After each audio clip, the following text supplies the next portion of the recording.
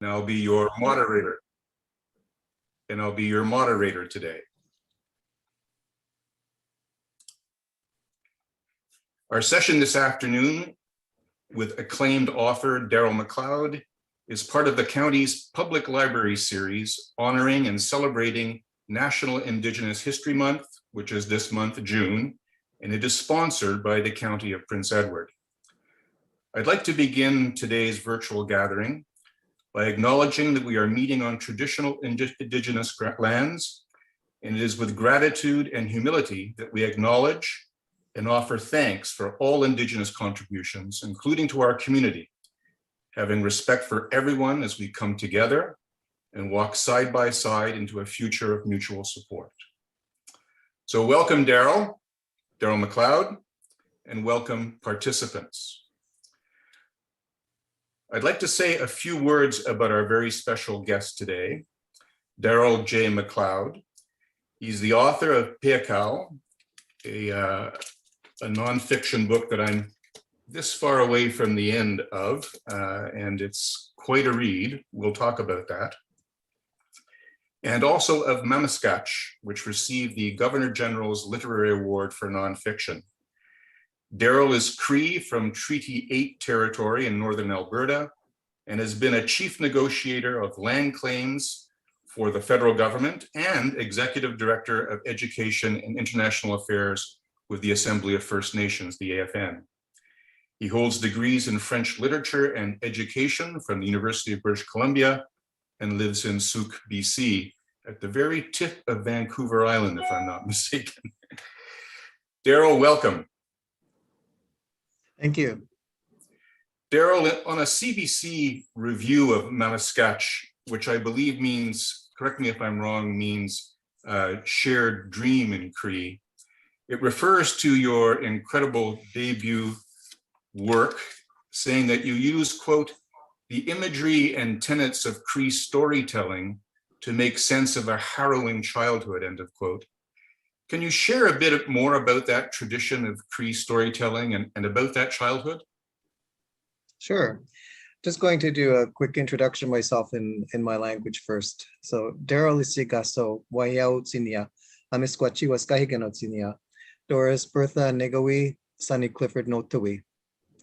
So our way of introducing ourselves is to tell you where we're from. So I'm from Northern Alberta, as you said, Treaty 8 territory, and my mother is Bertha Dora, and my father is Sunny Clifford.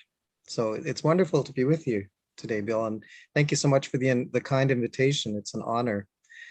And you know, it's funny, I've gotten so used to doing these things at home, just as we all have, I guess. And so, you know, I'm taking quite an informal approach to these things. So I hope everybody's okay with that. It's like you stop by for a chat with me in my kitchen. So my dining room. So, welcome to my home.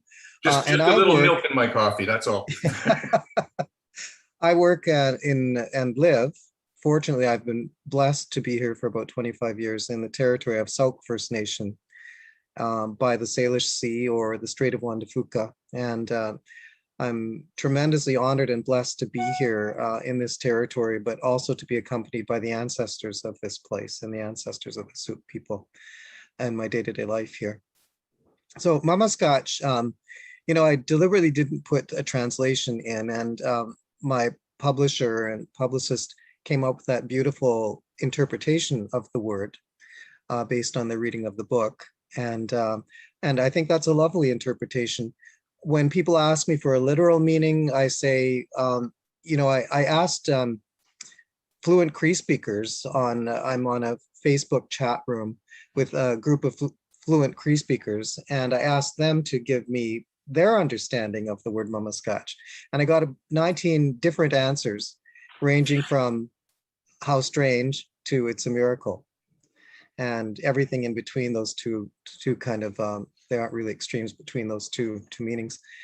And storytelling in Indigenous communities, you know, we don't have a history of written language.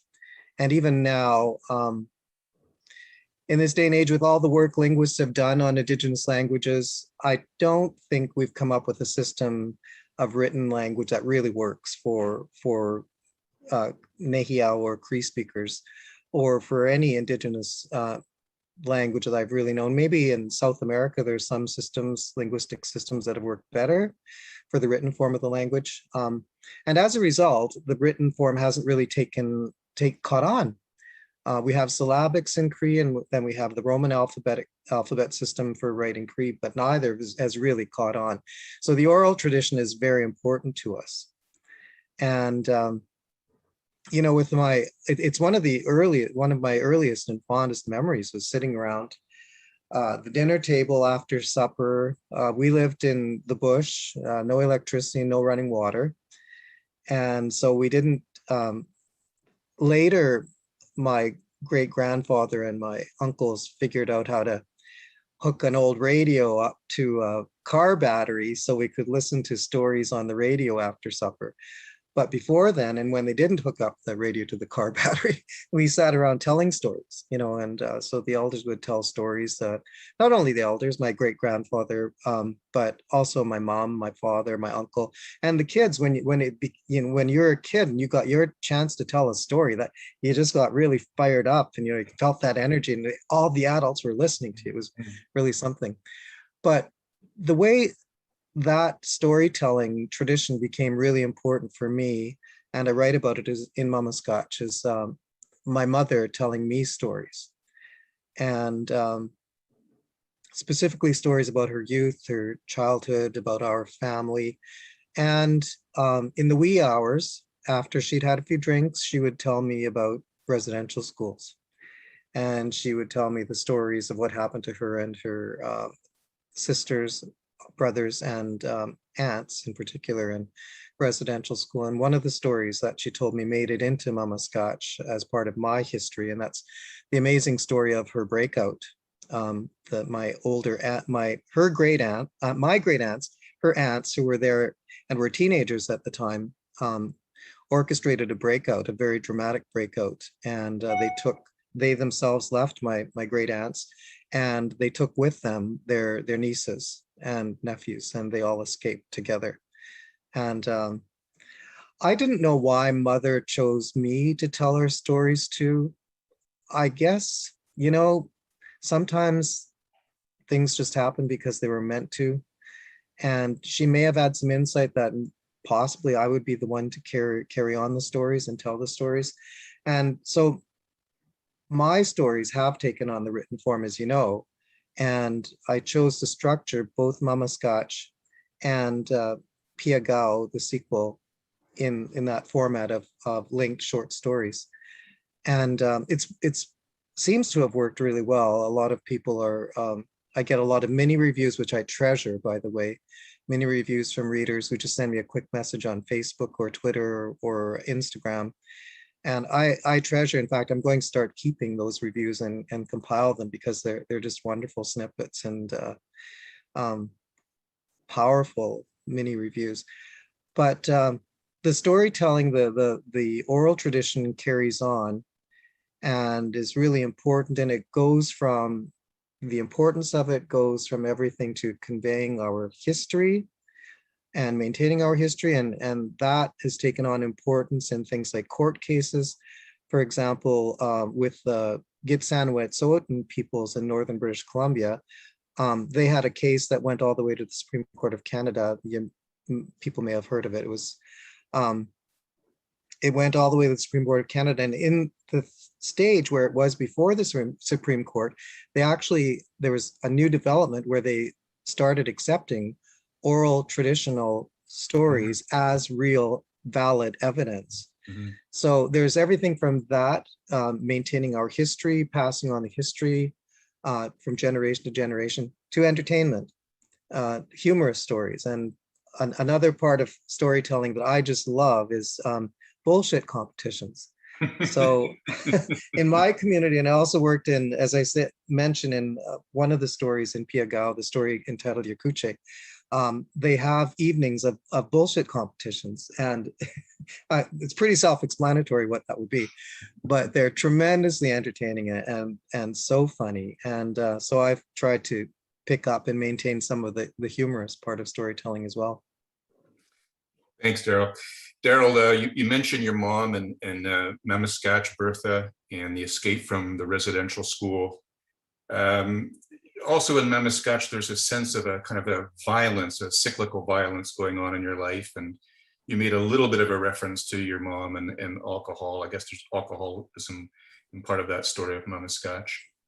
And also, what one takes away is your struggle of coming of age and a sense of fear in your life as well.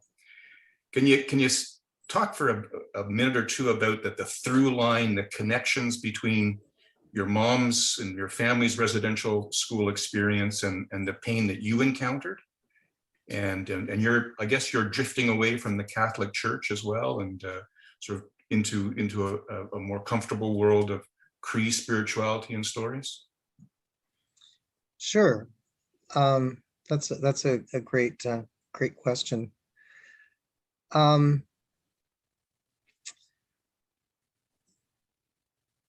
I wrote about somebody, just back up a little bit. When Mamaskatch first came out and I was asked to speak at the Victoria Festival of Authors,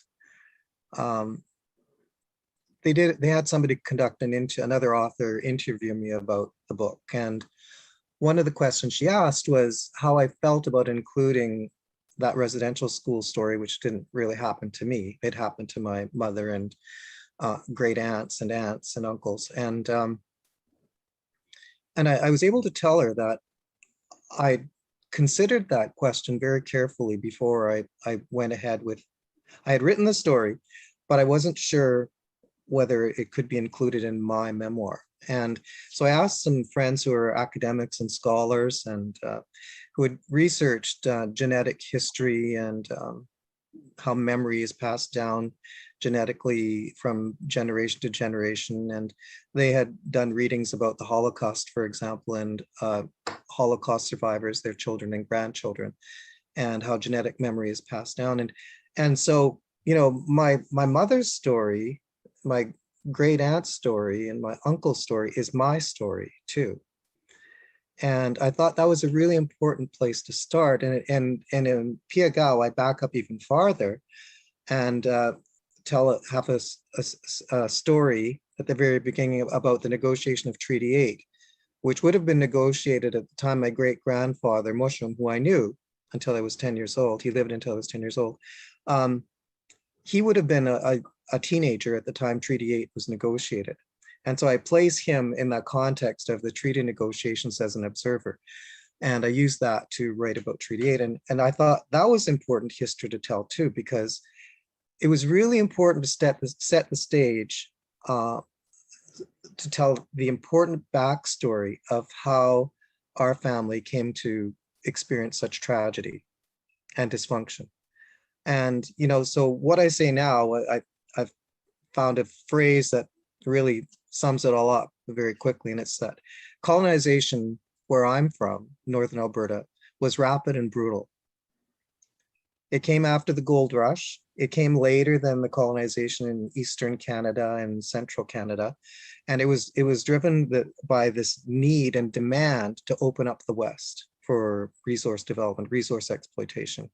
There was the gold rush, and there was a knowledge of black gold, of oil and gas, that there was oil and gas and that was going to be lucrative where I'm from. And so, the federal government moved in and they negotiated Treaty 8 in 2 days. And so, it wasn't a negotiation. I mean, I've negotiated modern treaties like the New Channel Treaty and worked on the ending of the Niska Treaty and others, and worked on self-government agreements in the Northwest Territories. I know what treaty negotiations are supposed to look like.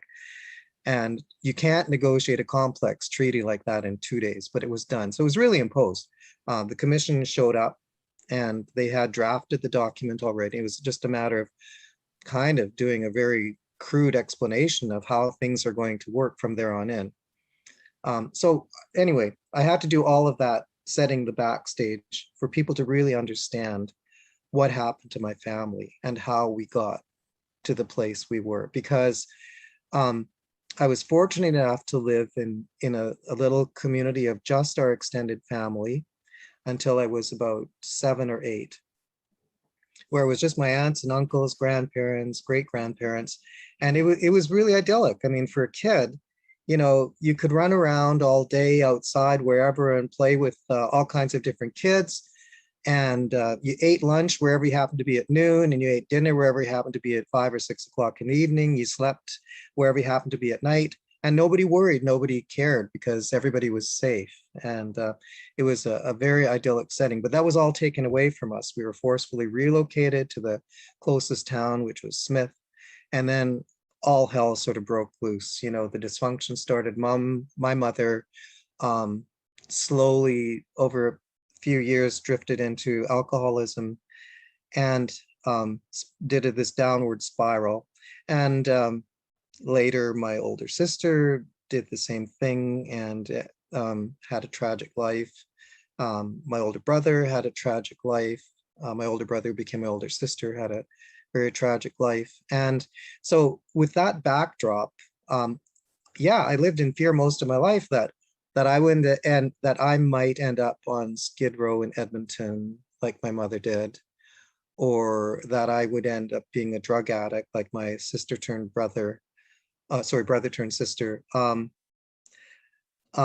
I would, well, I'm giving away a lot of the stories that I tell in Mamaskatch and Peyakow if I go too far down that road. But all of my life, I was deathly afraid. I had this incredible fear of hitting at some point in my life a downward spiral and losing everything, losing my career, of ending up in Skid Row and Edmonton or Vancouver and being poor and dying that way. Fortunately, it hasn't happened, and it won't now. But yeah, I lived in that constant fear most of my life.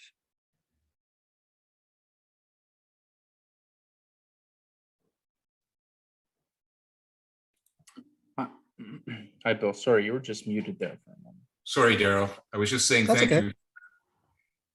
Darrell, I noticed in a couple of places in Peyakow where part of that fear is it's a connection to sexuality as well. And both your books are very honest about sexuality. Yours and your, as you mentioned here, your brother Greg's, and Greg, who becomes later Trina. You should share with us a little bit about the role or the power of sexuality and that adventure, that tension, that plays a role, a very sincere role in both books. Right. Another brave and astute question, Bill. Thank you for that. And it goes, the answer to that in part goes back to storytelling.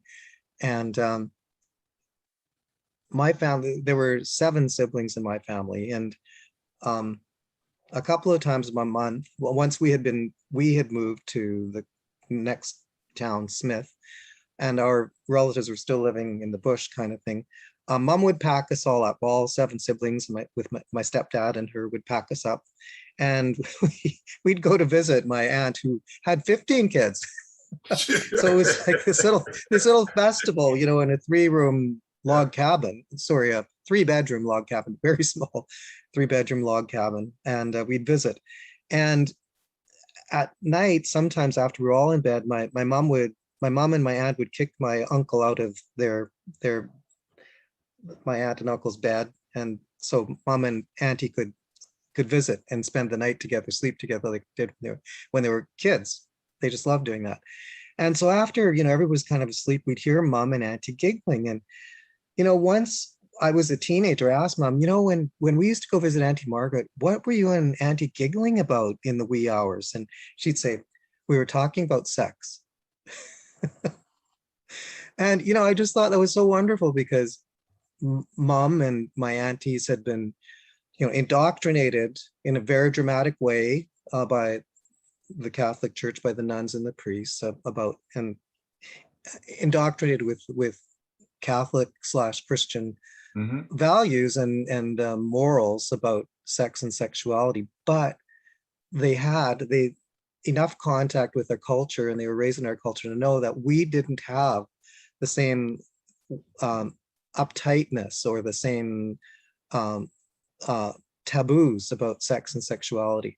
And I just wanted to kind of break loose from all of that. You know, we're still so affected in North America by the Victorian era and the Victorian age view of sex and sexuality and the imposition of Christian morality, Judeo-Christian morality about sex and sexuality. And I just wanted to challenge all of that. And I know that, sure, I walked around most of my life with deep, dark secrets that I felt were important to keep secret because of the values and morals of the dominant society around me.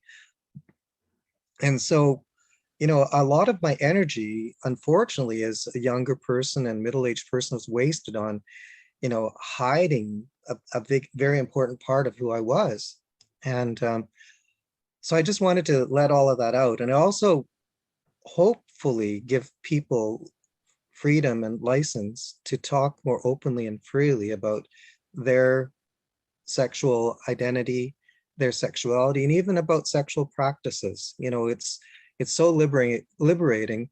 It wasn't until I was, you know, in my early 40s, I had sought help, as I wrote in Mamaskatch. From the time I was 17 or 18, I started asking for help in dealing with my confusion and trepidation about my own sexuality and identity.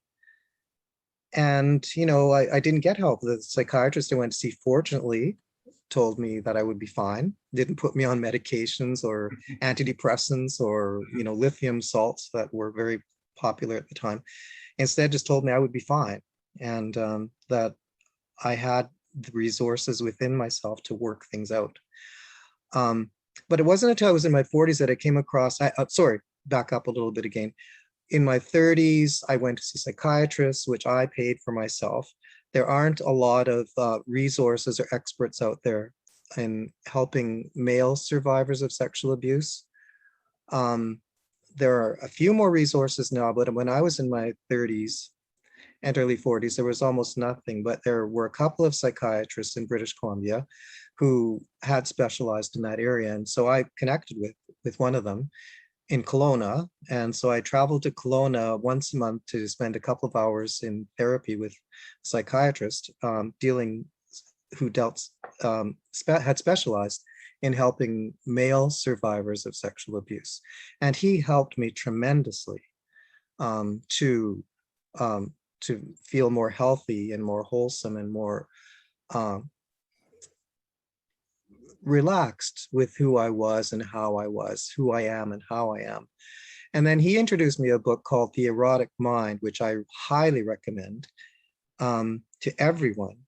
And in the book, The Erotic Mind, they give case studies of couples, heterosexual couples, and I think lesbian couples and same-sex couples that are both men, gay couples, who have worked through their issues of sexuality and found they started with true love, but realized that their sexual practices or identity would probably screw up their relationship and cause huge problems in their relationship.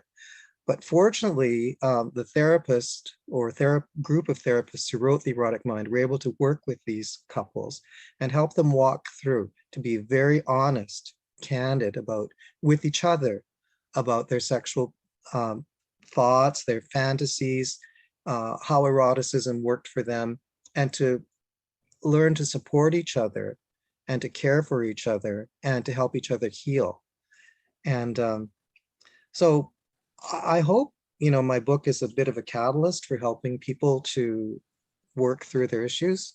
It's a sad loss and waste of energy for any of us to be fretting about the way we are or the way we're set up. And in my case, you know, friends of mine, when I was speaking on speaking tours and events like this for Mamaskatch, and I'd say that I'm completely screwed up.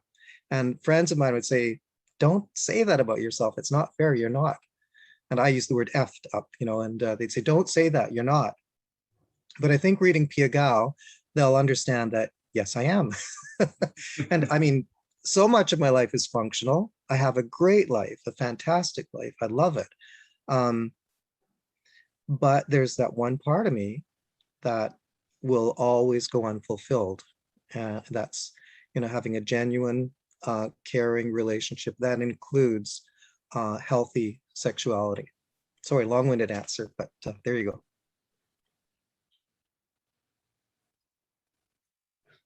Can you hear me, Darrel? I can. Good. Thank you for that. That was important to hear. Darrel, in Peyakow, which I'm going to take another chance here, Darrel. I think Peyakow may mean one who walks alone in Cree, or something close to that. That's pretty much, that's it. Yep. Okay, good. Again, very powerful story. You're referencing aspects of your youth, some of it quite a struggle. Again, ongoing fears. I think a few places, a bit of self-destructive behavior. It's comes across, and which was really heart-wrenching. The deaths of people close to you, which I'll come back to a little bit later. But I also wondered, because I haven't yet found in Peyakow, maybe I've missed it, but the challenge must have been incredible of sort of being on both sides of the Indigenous, non-Indigenous gap. I mean, working for the feds and also working for AFN. There must have been some sort of tension there. How did you deal with that? Because they were not on the same page. Yeah, well,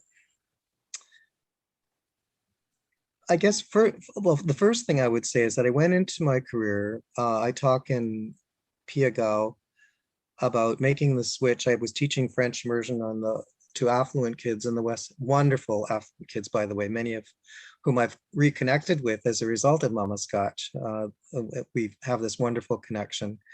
But I went from teaching on the west side of French immersion on the west side of Vancouver, a very affluent neighborhood, to working on an Indian reserve in northern British Columbia. And part of the reason I did that was I felt my connection with my culture and my people had been disrupted.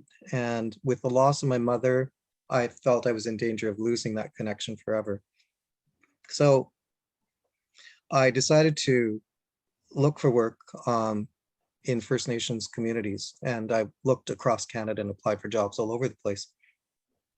But I got a job as a school principal in northern BC. And that was a wonderful, wonderful experience, which I wrote about in the chapter of Peyakow that's called Yakuche. That was the name of the First Nation, Yakuche First Nation. But it wasn't really until the next phase of my career, and I was working in a mainstream university college in Salmon Arm, the interior of British Columbia, that I began to feel like what a Indigenous poet named Christos called sandpaper, in interracial situations, and the rub really started then. And I think it was because I was in a very empowered position. I was a director of a curriculum center. I had a lot of authority and a lot of power to make things happen. It was a provincial resource center. And that's where the rub really started. And I started to notice the tension of being an Indigenous person working in a mainstream institution in a position of authority. And it's very hard work. It's really difficult work. Mm-hmm. What helped to get me through it was the genuine, caring people who were allies, whether they're Indigenous or non-Indigenous. And in every context, whether I was in the college, the university in the interior of British Columbia, or the government of British Columbia, later in the federal government at the Assembly of First Nation, it was really the friendships, the true allies who wanted and still want to make lives better for Indigenous people in Canada. People who were on the same wavelength in terms of what we wanted to accomplish. It was the support and friendship of those people that really helped to get me through. And also at that time when I devoted my whole career to working with Indigenous people, I started, of course, meeting many, many, many Indigenous professionals. And guess what, Bill? Like within 2 years, the first 2 years I started doing that, I met, I think I counted at one point, 20 Indigenous professionals who were survivors of the 60s scoop. In other words, they had grown up in foster care as adoptees or in foster homes or orphanages, that kind of thing. And 20 of them, and within a couple of years. And so it was really the allies. There are many good people working in mainstream institutions, and it's really important to connect with those people if you're an Indigenous person or another minority working in that context. Darrel, I want to ask you about suicide, but I want to make sure that you're comfortable talking about it. Very comfortable. Yep. It's in the books. Yep. And you're pretty open about some of the suicide situations you faced in your life in both books. And we clearly have an epidemic of youth suicides in many Indigenous populations. And of course, you've encountered them in your family, as you've described in your books. As a person or as an author, have you come to some conclusions about suicide and what draws someone to commit and to approach suicide, especially within the Indigenous communities? Yeah, well, Bill, I think just like with sex and sexuality and all the taboos around that kind of thing, there's a similar kind of taboo and fear about openly discussing suicide, and people get so afraid, and it's a normal reaction if you don't understand the dynamics and don't know how to help somebody who's talking about suicide. Then of course it stirs a lot of fear, and so people just say, for example, I've discussed it with friends, in the course of my life, and people just say, no, that, you're not there. You're not suicidal. Don't even think about it.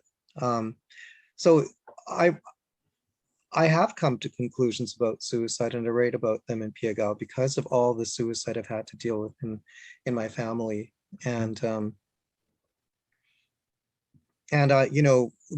last suicide in my family was one of my nephews, a grandnephew actually, and one of my niece's sons, and who was a teenager. And it was a grandnephew who, that niece and her son had lived with me, and I was close to that nephew when he was little, and then when he was a lad, and his suicide just once again blew me out of the water, and I counted, after my nephew committed suicide, I counted how many of them there had been in our family. And I thought, I wasn't at that point feeling vulnerable to suicide necessarily, but I thought I better get help anyway and research it. And starting with my family doctor, who's a great person, a great professional. And, he said to me, just the fact that you're here asking for help is a really good sign. And so he went through the medical profession's view of suicide, that there are predisposing factors, substance abuse like alcohol abuse or drug abuse, and an unhealthy lifestyle. And then usually there's a precipitating factor, some kind of a personal crisis or family crisis. And so that was helpful. But I continued to research it and really think about it and do a lot of soul searching, reading it, because there really is an epidemic of youth suicide. And in Canada, unfortunately, we're getting suicides in Indigenous communities of children who are, I think the youngest now is an 8-year-old, a couple of years ago, who had a suicide attempt. But there are 10-year-olds, kids in their early teens who are committing suicide. And I had a speaking engagement in North Bay a year and a half ago, and I went to a local high school there, and they brought together a group of Indigenous students who were all pretty much from rural communities surrounding North Bay, rural reserve communities. And so we were having a good heart to heart. And at one point in the conversation, I asked the students, that about 20 of them, said, I'd just like you, with a show of hands, who to let me know, to tell me, who of you has had a suicide of someone close to you in your immediate family in the last couple of years? And every one of them, every one of the kids raised their hand. The principal of the school was there, and so was one of the resource teachers, and they had no idea. They were completely baffled by it. And so there is this epidemic of youth suicide. And I've had a couple of occurrences in my life, in later in my life, that I write about in the book. And again, recently, after the discovery of the bodies of 215 children near on the site of Kamloops Indian Residential School. And part of the conclusion I've come to is, yes, my doctor was right. My medical doctor was right that if a person is experiencing alcohol abuse or drug abuse or addiction, and emotional instability in their family and daily life situation, there's more of a risk. But my conclusion is that it's a spiritual dynamic as well, and that we have to have a strong spiritual practice too, whatever your spiritual practice is. In my case, it's traditional Cree spirituality with herbs and medicines and my own personal private ceremonies, and then other ceremonies like sweat lodges and having elders and that kind of thing. But even just it doesn't have to be complicated.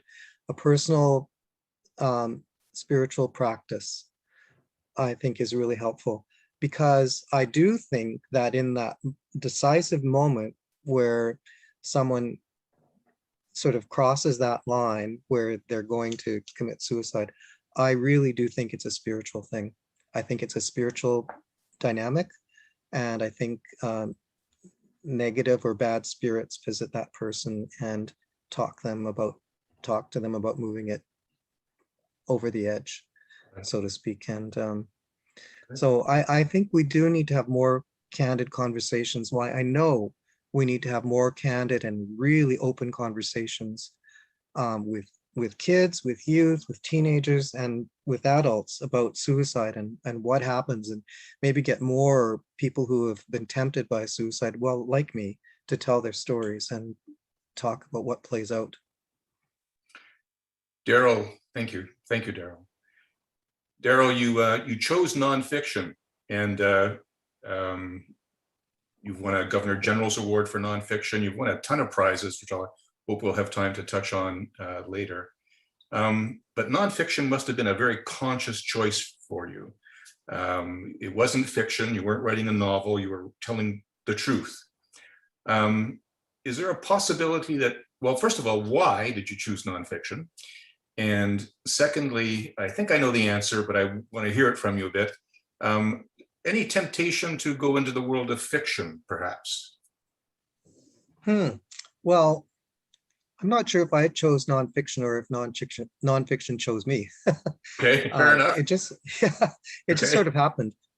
I mean, part of the motivating factor in writing my life stories was an elder who I worked with in Yakuche, an amazing elder named Catherine Bird. And, we had time in the evenings to sit around visiting and telling stories. So she would tell me stories about her life, and others would tell stories about their lives, and I shared about mine. And at one point, after I'd shared a few stories about my childhood, Catherine shook her big finger at me, and she had big, strong hands because she had to raise 11 kids on her own after her husband passed away. And she hunted moose, she made her own firewood. She was a strong, powerful woman. She had these big hands, and she shook her index finger and said, Darrel, you have to write these stories down. They'll help people someday.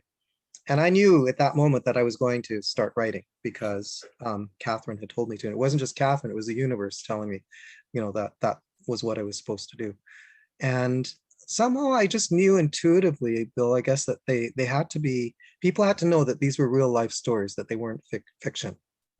They had to know that somebody really did live these things and went through these things, and they aren't imagined. And that it was in that way of telling real stories that I would help people the way Catherine instructed me to. And the temptation for fiction in the future? Yeah, well, I'm glad you asked about that, because I just sent off this week, a couple days ago, to my agent, my first novel, which I've been working on since 2018. And its working title is A Season in Chesgun. And it's the premise is riffs off of the chapter in my book called Ikuche. But that's just the premise. The rest is it's fictionalized, 90% fictionalized. And it was so much fun to write. I got accepted into the Banff Center for the Arts in 2018 to work on that book. And I had just written snippets, like literally chapter starters for about 6 chapters. And that's what I submitted to the Banff Center.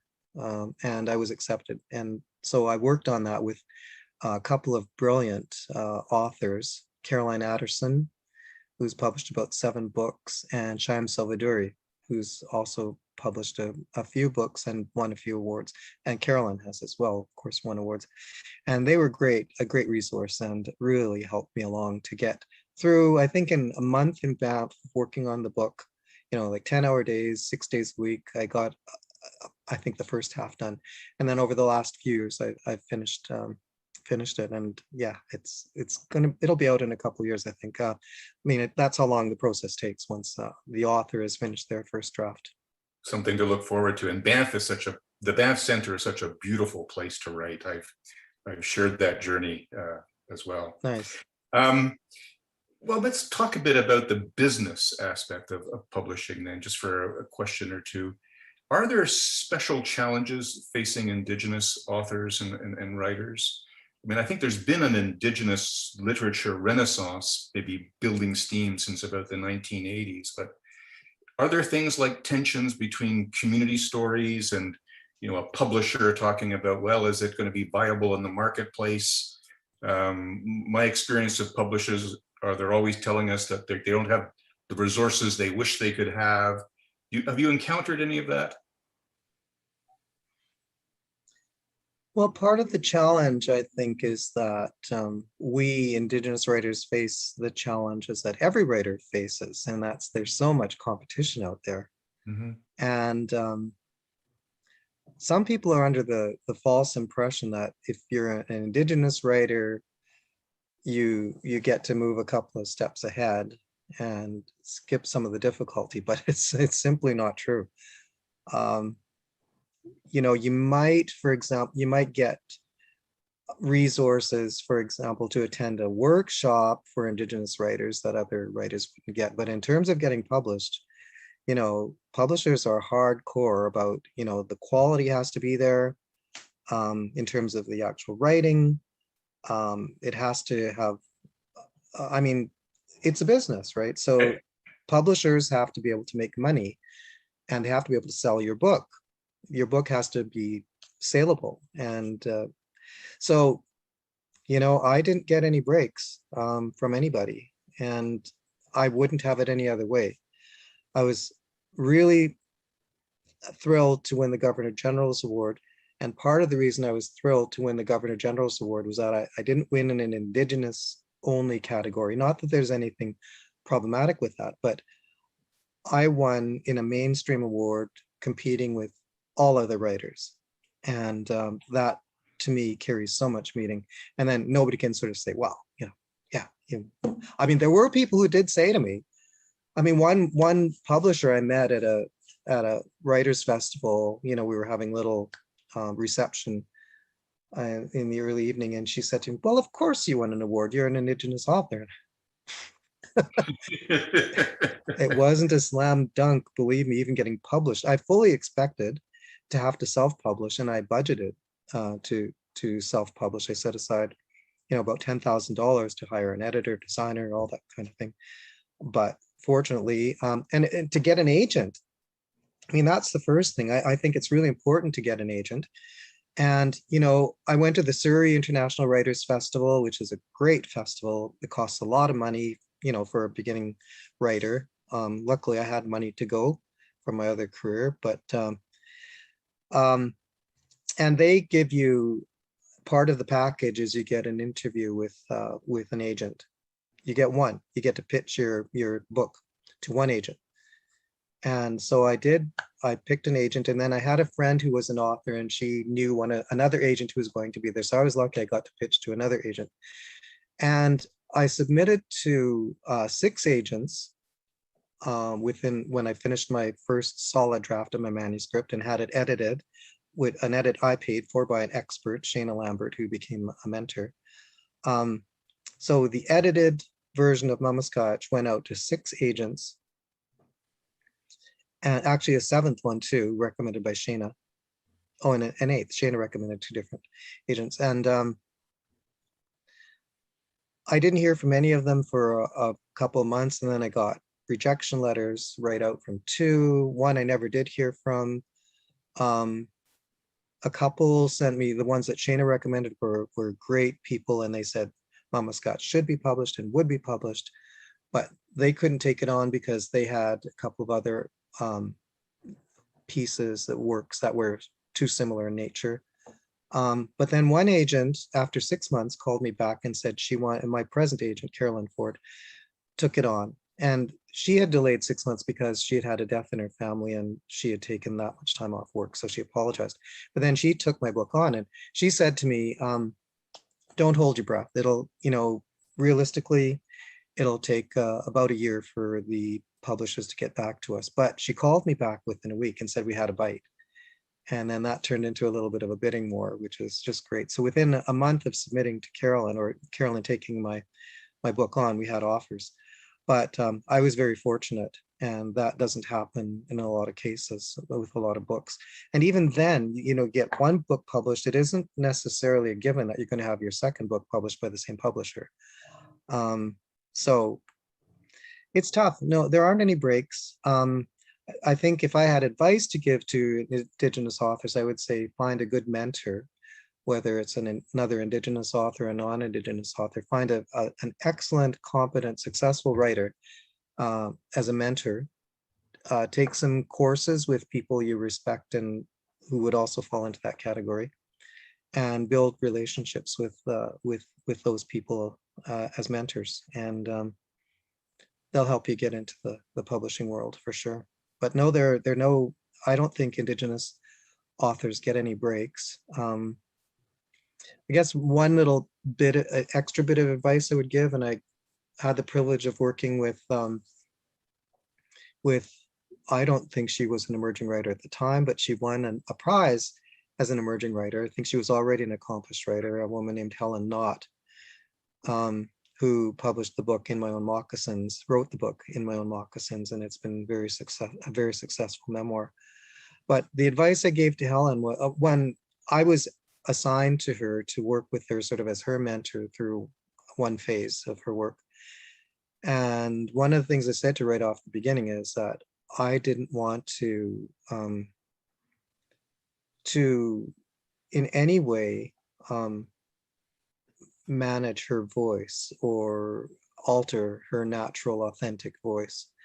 That in all of our work together, I wanted to encourage it and foster its blossoming and development. And I think that's what my first mentor, Betsy did. And that's what my second mentor, Shana Lambert, did as well. Betsy Warland was my first mentor, and then Shana Lambert is my second. And they both helped my voice sort of just grow into its own kind of authenticity and confidence. And that was wonderful. Darrel, did you have a sense in writing both books that you knew the audience you were writing for, or maybe putting it another way, after the publication and the circulation, distribution of both books, did you have a sense of who your readers are? So I guess there's maybe two parts: your intended audience and who your readers came to be. Did you have a sense of that?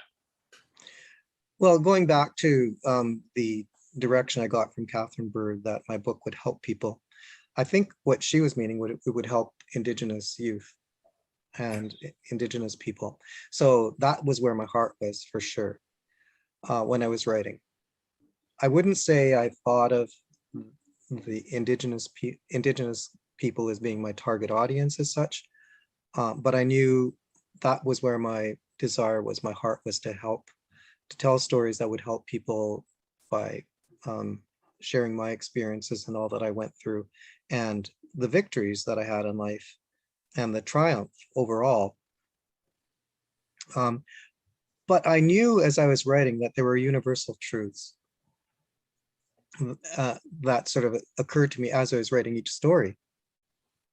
For example, the chapter Wemstigoso, or the Frenchman in Mamaskatch, is about my first piece about suicide. And I knew that suicide, having worked in psychiatry at the Vancouver General Hospital as a psychiatric worker for a few years when I was going to university, I knew that that was a topic that was important for everybody, not just for Indigenous people. Similar with sex and sexuality, gender identity, they're universal topics, universal themes that touch everyone.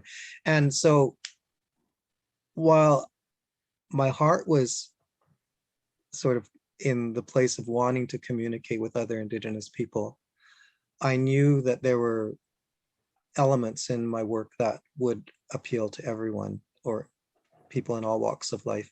And that's exactly what's happened. I mean, I've had Indigenous youth come to me in beautiful ways and just sort of hang out with me when I'm at writing events or writers festivals, and just sort of, wanting to be around somebody who they know is going to accept them and somebody who's understanding and caring about their situation.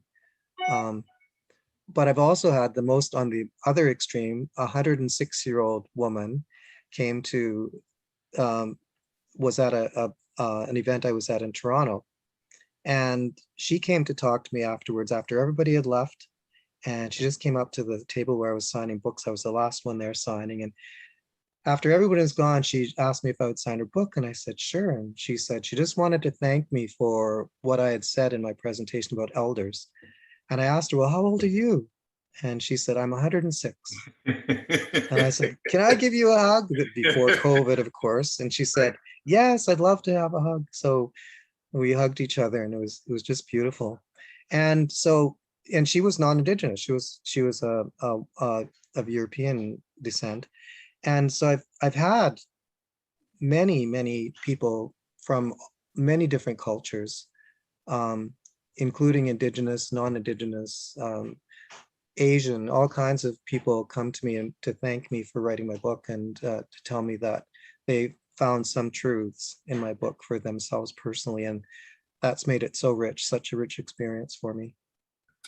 Darrel, So I would say don't write with it. Like, sure, you might have a target audience in mind, but I think, be as open as you can. That would be my advice to any author about who you hope will read your book. Darrel, when I'm chatting with people in this sort of situation, I always, as we come near the end, I always say, well, what is it I've forgotten to ask? So I'm wondering, Darrel, what have I forgotten to ask that you want to make sure that our listeners, our viewers here today really take away from our conversation, and from your books, and from your life?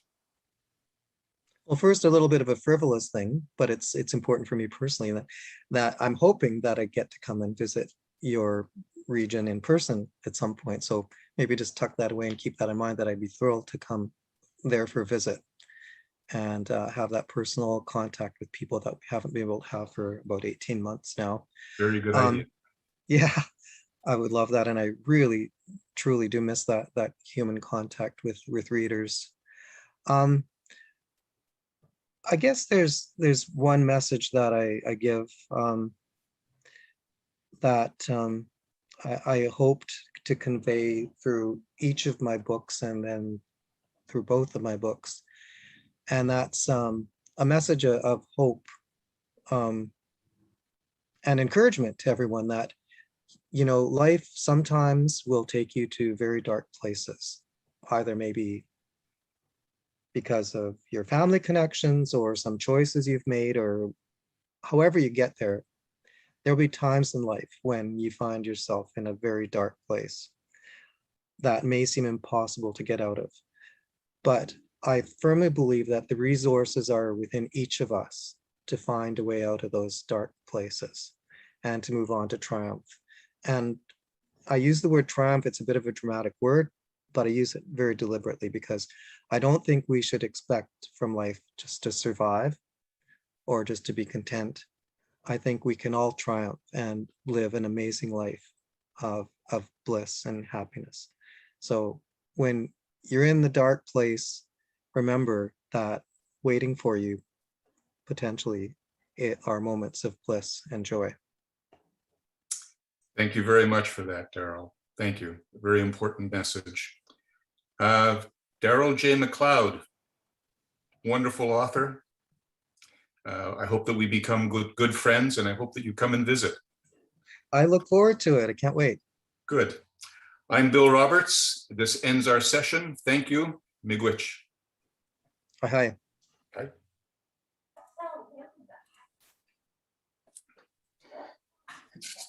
Another thank you from the library here. That was a very moving and honest conversation. So thank you so much to both of you for giving your time today and sharing your experiences, Darrel. And Bill, your excellent questions. It was very good stuff. So that wraps it up. For everybody out there who is still watching, thank you all for attending. And please keep your eyes on the calendar for our next Authors in Conversation with Michelle Good, who is the author of Nice. Five Little Indians. Okay, take care, everyone. And Darrel, we'll see you. I look forward to it. Can't wait. All right. Take good care. Take care, Bill. Perhaps in February too, and we know where. Look forward to it greatly. With honor. Thank you.